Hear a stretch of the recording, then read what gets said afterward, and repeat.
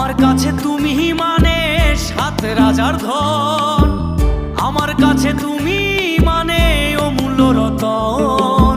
তোমার কাছে হয়তো বন্ধু আমি কিছু না, তাই তো তোমার স্বপ্নে বন্ধু আমি আসি না। আমি মানে তুমি আর তুমি মানে আমি, আমার কাছে আমার চেয়ে বন্ধু তুমি দামি।